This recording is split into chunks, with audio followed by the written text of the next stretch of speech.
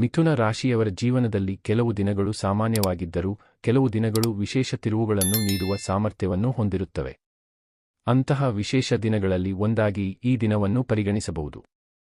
ಬಹಳ ಸಮಯದಿಂದ ನಿಮ್ಮ ಮನಸ್ಸಿನಲ್ಲಿದ್ದ ಆಸೆಗಳು, ನಿರೀಕ್ಷೆಗಳು ಮತ್ತು ಗುರಿಗಳು ಈಗ ಸಾಕಾರವಾಗುವ ದಿಕ್ಕಿನಲ್ಲಿ ಸಾಗುತ್ತಿರುವಂತೆ ಕಾಣಬಹುದು.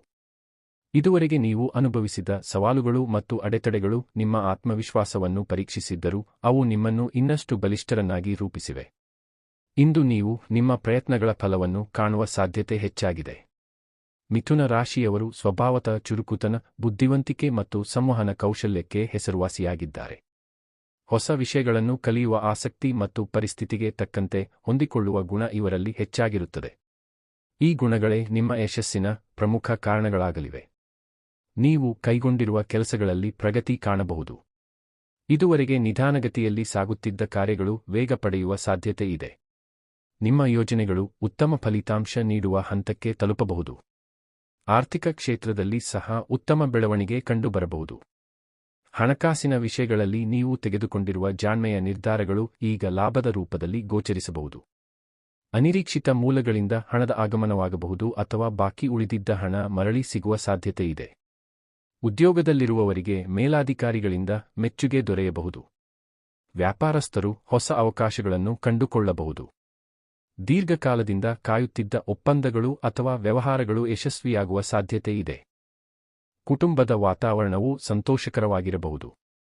ಕುಟುಂಬ ಸದಸ್ಯರೊಂದಿಗೆ ಉತ್ತಮ ಸಮಯ ಕಳೆಯುವ ಅವಕಾಶ ದೊರೆಯಬಹುದು. ಪರಸ್ಪರ ಅರ್ಥೈಸಿಕೊಳ್ಳುವಿಕೆ ಹೆಚ್ಚಾಗುತ್ತದೆ. ಇದುವರೆಗೆ ಇದ್ದ ಕೆಲವು ಭಿನ್ನಾಭಿಪ್ರಾಯಗಳು ಪರಿಹಾರವಾಗುವ ಸಾಧ್ಯತೆ ಇದೆ. ಮನೆಯಲ್ಲಿನ ಶಾಂತಿ ಮತ್ತು ಸಂತೋಷ ನಿಮ್ಮ ಮನಸ್ಸಿಗೆ ನೆಮ್ಮದಿ ನೀಡಬಹುದು. ಹಿರಿಯರ ಆಶೀರ್ವಾದ ಮತ್ತು ಕಿರಿಯರ ಪ್ರೀತಿ ನಿಮ್ಮ ಆತ್ಮವಿಶ್ವಾಸವನ್ನು ಹೆಚ್ಚಿಸಬಹುದು. ಪ್ರೀತಿ ಮತ್ತು ಸಂಬಂಧಗಳ ವಿಷಯದಲ್ಲಿ ಸಹ ಅನುಕೂಲಕರ ಬೆಳವಣಿಗೆಗಳು ಕಾಣಬಹುದು. ನಿಮ್ಮ ಭಾವನೆಗಳನ್ನು ಸ್ಪಷ್ಟವಾಗಿ ವ್ಯಕ್ತಪಡಿಸಲು ಸಾಧ್ಯವಾಗಬಹುದು. ಸಂಗಾತಿಯೊಂದಿಗೆ ಇರುವ ಬಾಂಧವ್ಯ ಮತ್ತಷ್ಟು ಗಟ್ಟಿಯಾಗಬಹುದು. ಅವಿವಾಹಿತರಿಗೆ ಹೊಸ ಪರಿಚಯಗಳು ಜೀವನದಲ್ಲಿ ಮಹತ್ವದ ಸ್ಥಾನ ಪಡೆಯುವ ಸಾಧ್ಯತೆಯಿದೆ. ನಿಮ್ಮ ನಿಷ್ಠೆ ಮತ್ತು ಪ್ರಾಮಾಣಿಕತೆ ಸಂಬಂಧಗಳನ್ನು ಇನ್ನಷ್ಟು ಸುಂದರವಾಗಿಸಬಹುದು. ಆರೋಗ್ಯದ ದೃಷ್ಟಿಯಿಂದ ನೋಡಿದರೆ ಸಾಮಾನ್ಯವಾಗಿ ಉತ್ತಮ ಸ್ಥಿತಿಯಲ್ಲಿರಬಹುದು.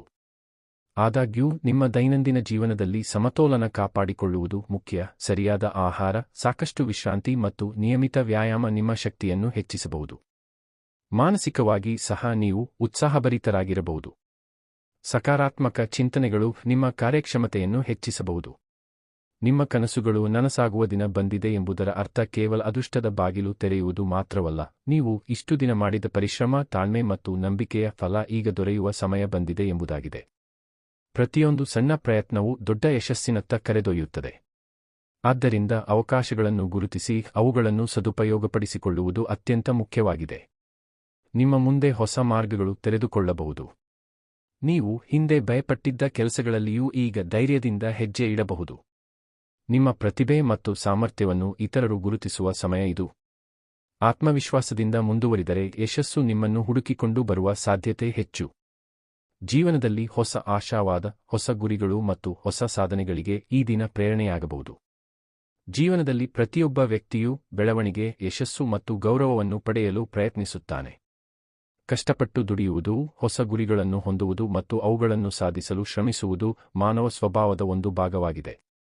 ಆದರೆ ಒಬ್ಬ ವ್ಯಕ್ತಿ ಯಶಸ್ಸಿನ ಹಾದಿಯಲ್ಲಿ ಸಾಗಲು ಆರಂಭಿಸಿದಾಗ ಎಲ್ಲರೂ ಅದನ್ನು ಸಂತೋಷದಿಂದ ಸ್ವೀಕರಿಸುತ್ತಾರೆ ಎಂದು ಹೇಳಲು ಸಾಧ್ಯವಿಲ್ಲ. ಕೆಲವರು ನಿಮ್ಮ ಸಾಧನೆಯನ್ನು ನೋಡಿ ಪ್ರೇರಣೆ ಪಡೆಯುತ್ತಾರೆ, ನಿಮ್ಮೊಂದಿಗೆ ಸಂತೋಷ ಹಂಚಿಕೊಳ್ಳುತ್ತಾರೆ ಮತ್ತು ನಿಮ್ಮ ಯಶಸ್ಸನ್ನು ತಮ್ಮದೇ ಯಶಸ್ಸಿನಂತೆ ಕಾಣುತ್ತಾರೆ. ಆದರೆ ಇನ್ನೂ ಕೆಲವರು ನಿಮ್ಮ ಏಳಿಗೆಯನ್ನು ಸಹಿಸಲು ಸಾಧ್ಯವಾಗದೆ ಒಳಗೊಳಗೆ ಅಸಮಾಧಾನವನ್ನು ಅನುಭವಿಸುತ್ತಾರೆ. ಇಂತಹ ವ್ಯಕ್ತಿಗಳು ಯಾವಾಗಲೂ ನಿಮ್ಮ ವಿರುದ್ಧ ಬಹಿರಂಗವಾಗಿ ಮಾತನಾಡುತ್ತಾರೆ ಎಂದು ಹೇಳಲು ಸಾಧ್ಯವಿಲ್ಲ. ಅನೇಕ ಸಂದರ್ಭಗಳಲ್ಲಿ ಅವರು ನಿಮ್ಮ ಸ್ನೇಹಿತರಂತೆ, ಪರಿಚಿತರಂತೆ ಅಥವಾ ಹತ್ತಿರದವರಂತೆ ಕಾಣಬಹುದು. ಆದರೆ ನಿಮ್ಮ ಸಾಧನೆ ಹೆಚ್ಚಾಗುತ್ತಿದ್ದಂತೆ ಅವರ ವರ್ತನೆಯಲ್ಲಿ ನಿಧಾನವಾಗಿ ಬದಲಾವಣೆಗಳು ಕಾಣಿಸಿಕೊಳ್ಳಬಹುದು. ನೀವು ಸಾಧಿಸಿದ ಯಶಸ್ಸನ್ನು ಮೆಚ್ಚುವ ಬದಲು ಅದರಲ್ಲಿರುವ ಸಣ್ಣ ತಪ್ಪುಗಳನ್ನು ಹುಡುಕಲು ಅವರು ಪ್ರಯತ್ನಿಸಬಹುದು. ನಿಮ್ಮ ಪ್ರಯತ್ನಗಳ ಮೌಲ್ಯವನ್ನು ಕಡಿಮೆ ಮಾಡಲು ಯತ್ನಿಸಬಹುದು. ನೀವು ಪಡೆದಿರುವ ಫಲಿತಾಂಶಗಳನ್ನು ಅದೃಷ್ಟಕ್ಕೆ ಮಾತ್ರ ಸಂಬಂಧಿಸಿ ನಿಮ್ಮ ಪರಿಶ್ರಮವನ್ನು ಕಡೆಗಣಿಸಬಹುದು. ಮಾನವ ಮನಸ್ಸಿನಲ್ಲಿ ಹೋಲಿಕೆ ಮಾಡುವ ಸ್ವಭಾವ ಸಹಜವಾಗಿದೆ. ಕೆಲವರು ತಮ್ಮ ಜೀವನವನ್ನು ಇತರರ ಜೀವನದೊಂದಿಗೆ ಹೋಲಿಸುತ್ತಾರೆ. ಈ ಹೋಲಿಕೆಯು ಕೆಲವೊಮ್ಮೆ ಪ್ರೇರಣೆಯಾಗಿ ಕೆಲಸ ಮಾಡಬಹುದು. ಆದರೆ ಕೆಲವು ಸಂದರ್ಭಗಳಲ್ಲಿ ಇದೇ ಹೋಲಿಕೆ ಅಸೂಯೆಯಾಗಿ ಮಾರ್ಪಡುತ್ತದೆ. ನಿಮ್ಮ ಯಶಸ್ಸು ಅವರಿಗೆ ತಮ್ಮ ಕೊರತೆಗಳನ್ನು ನೆನಪಿಸಬಹುದು. ನೀವು ಸಾಧಿಸಿರುವುದನ್ನು ನೋಡಿ ತಾವು ಇನ್ನೂ ಅದೇ ಮಟ್ಟವನ್ನು ತಲುಪಿಲ್ಲ ಎಂಬ ಭಾವನೆ ಅವರಿಗೆ ಕಾಡಬಹುದು. ಈ ಕಾರಣದಿಂದ ಅವರು ನಿಮ್ಮ ಸಾಧನೆಗಳನ್ನು ಕಡಿಮೆ ಮಾಡುವ ಪ್ರಯತ್ನ ಮಾಡಬಹುದು.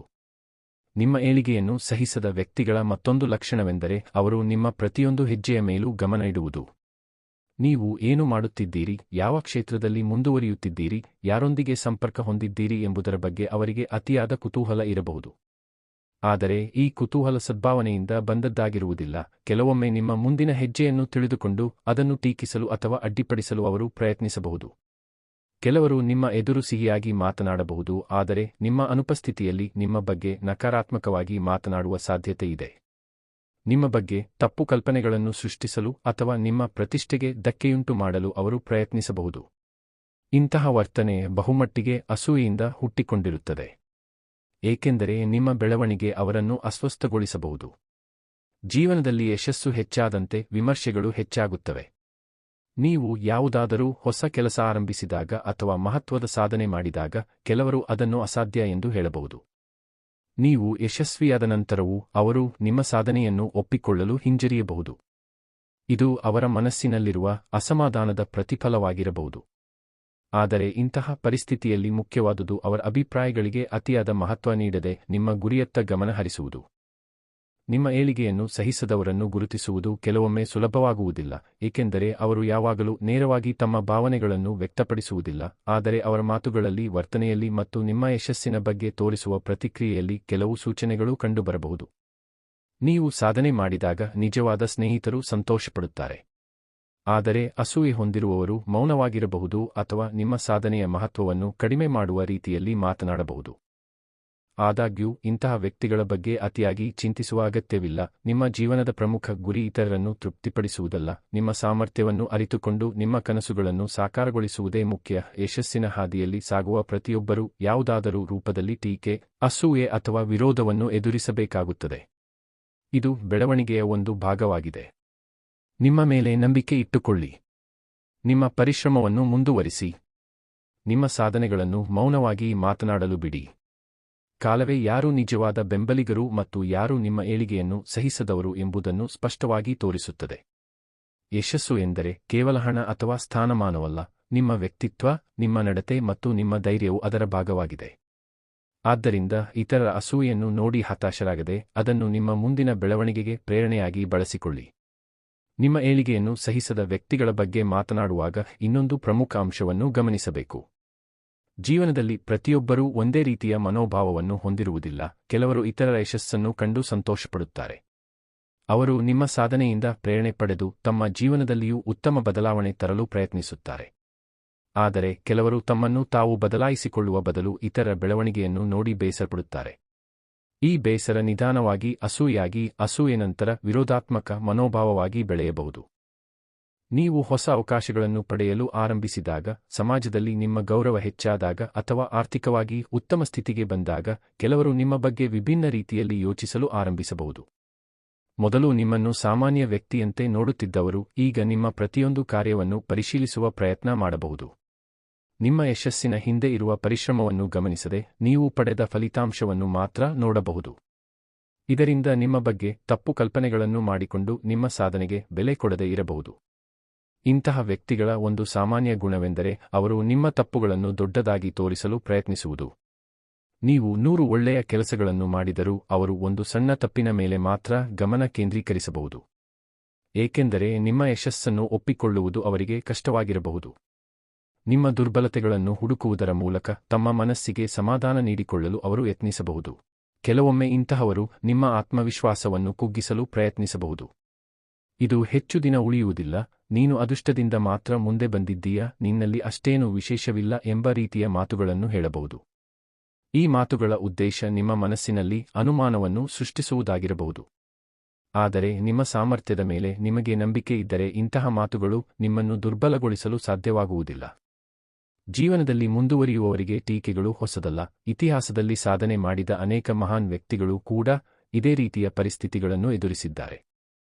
ಆರಂಭದಲ್ಲಿ ಅವರ ಕನಸುಗಳನ್ನು ಅಸಾಧ್ಯ ಎಂದು ಹೇಳಿದವರು ನಂತರ ಅವರ ಯಶಸ್ಸನ್ನು ಒಪ್ಪಿಕೊಳ್ಳಬೇಕಾದ ಪರಿಸ್ಥಿತಿ ಎದುರಾಯಿತು. ಆದ್ದರಿಂದ ನಿಮ್ಮ ಬಗ್ಗೆ ನಕಾರಾತ್ಮಕವಾಗಿ ಮಾತನಾಡುವವರ ಸಂಖ್ಯೆ ಹೆಚ್ಚಾದರೆ ಅದು ಕೆಲವೊಮ್ಮೆ ನೀವು ಸರಿಯಾದ ದಾರಿಯಲ್ಲಿ ಸಾಗುತ್ತಿರುವ ಸೂಚನೆಯಾಗಿರಬಹುದು. ನಿಮ್ಮ ಏಳಿಗೆಯನ್ನು ಸಹಿಸದವರೊಂದಿಗೆ ಹೇಗೆ ವರ್ತಿಸಬೇಕು ಎಂಬುದು ಮುಖ್ಯ. ಪ್ರತಿಯೊಂದು ಟೀಕೆಗೆ ಉತ್ತರ ನೀಡುವುದು ಅಗತ್ಯವಿಲ್ಲ, ಕೆಲವೊಮ್ಮೆ ಮೌನವೇ ಅತ್ಯುತ್ತಮ ಉತ್ತರವಾಗಿರುತ್ತದೆ. ನಿಮ್ಮ ಸಮಯ ಮತ್ತು ಶಕ್ತಿಯನ್ನು ಅನಗತ್ಯ ವಾದಗಳಲ್ಲಿ ವ್ಯರ್ಥ ಮಾಡುವ ಬದಲು ನಿಮ್ಮ ಗುರಿಗಳ ಮೇಲೆ ಕೇಂದ್ರೀಕರಿಸುವುದು ಉತ್ತಮ. ನಿಮ್ಮ ಸಾಧನೆಗಳು ಸ್ವತಃ ನಿಮ್ಮ ಪರವಾಗಿ ಮಾತನಾಡುತ್ತವೆ. ನಿಮ್ಮ ಸುತ್ತಲಿರುವ ಜನರನ್ನು ಗಮನದಿಂದ ಆಯ್ಕೆ ಮಾಡಿಕೊಳ್ಳುವುದು ಸಹ ಅಗತ್ಯವಾಗಿದೆ. ನಿಮ್ಮನ್ನು ಪ್ರೋತ್ಸಾಹಿಸುವವರು, ನಿಮ್ಮ ಯಶಸ್ಸಿಗೆ ಸಂತೋಷಪಡುವವರು ಮತ್ತು ನಿಮ್ಮ ಕಷ್ಟದ ಸಮಯದಲ್ಲಿ ಬೆಂಬಲ ನೀಡುವವರು ಅಮೂಲ್ಯರು. ಇಂತಹವರೊಂದಿಗೆ ಉತ್ತಮ ಸಂಬಂಧ ಬೆಳೆಸಿಕೊಳ್ಳುವುದು ನಿಮ್ಮ ಬೆಳವಣಿಗೆಗೆ ಸಹಾಯಕವಾಗುತ್ತದೆ. ನಕಾರಾತ್ಮಕತೆಯನ್ನು ಹರಡುವವರಿಂದ ಸಾಧ್ಯವಾದಷ್ಟು ದೂರವಿರುವುದು ಒಳಿತು. ಅಸೂಯೆ ಹೊಂದಿರುವ ವ್ಯಕ್ತಿಗಳು ಯಾವಾಗಲೂ ಕೆಟ್ಟವರೇ ಎಂದು ಹೇಳಲು ಸಾಧ್ಯವಿಲ್ಲ. ಅನೇಕ ಬಾರಿ ಅವರು ತಮ್ಮದೇ ಜೀವನದಲ್ಲಿನ ಅತೃಪ್ತಿ, ನಿರಾಶೆ ಅಥವಾ ಆತ್ಮವಿಶ್ವಾಸದ ಕೊರತೆಯಿಂದ ಈ ರೀತಿಯ ವರ್ತನೆ ತೋರಬಹುದು. ಆದ್ದರಿಂದ ಅವರ ಬಗ್ಗೆ ದ್ವೇಷ ಬೆಳೆಸಿಕೊಳ್ಳುವ ಅಗತ್ಯವಿಲ್ಲ, ಆದರೆ ಅವರ ನಕಾರಾತ್ಮಕತೆಯು ನಿಮ್ಮ ಜೀವನದ ಮೇಲೆ ಪರಿಣಾಮ ಬೀರುವಂತೆಯೂ ಬಿಡಬಾರದು. ನಿಮ್ಮ ಯಶಸ್ಸಿನ ಹಾದಿಯಲ್ಲಿ ಸಾಗುವಾಗ ವಿನಮ್ರತೆಯನ್ನು ಉಳಿಸಿಕೊಳ್ಳುವುದು ಬಹಳ ಮುಖ್ಯ. ಯಶಸ್ಸು ಹೆಚ್ಚಾದಂತೆ ಅಹಂಕಾರವು ಹೆಚ್ಚಾದರೆ ಅದು ಅನಗತ್ಯ ವಿರೋಧಕ್ಕೆ ಕಾರಣವಾಗಬಹುದು. ಆದರೆ ವಿನಮ್ರತೆ, ಪ್ರಾಮಾಣಿಕತೆ ಮತ್ತು ಪರಿಶ್ರಮವನ್ನು ಉಳಿಸಿಕೊಂಡರೆ ಜನರ ಗೌರವವು ಹೆಚ್ಚುತ್ತದೆ. ನಿಮ್ಮ ನಡತೆ ನಿಮ್ಮ ಸಾಧನೆಗಿಂತಲೂ ಹೆಚ್ಚು ಪ್ರಭಾವ ಬೀರುತ್ತದೆ. ಕೊನೆಗೆ, ನಿಮ್ಮ ಏಳಿಗೆಯನ್ನು ಸಹಿಸದವರ ಬಗ್ಗೆ ಹೆಚ್ಚು ಚಿಂತಿಸುವ ಬದಲು ನಿಮ್ಮ ಜೀವನದ ಗುರಿಗಳ ಬಗ್ಗೆ ಗಮನಹರಿಸಿ.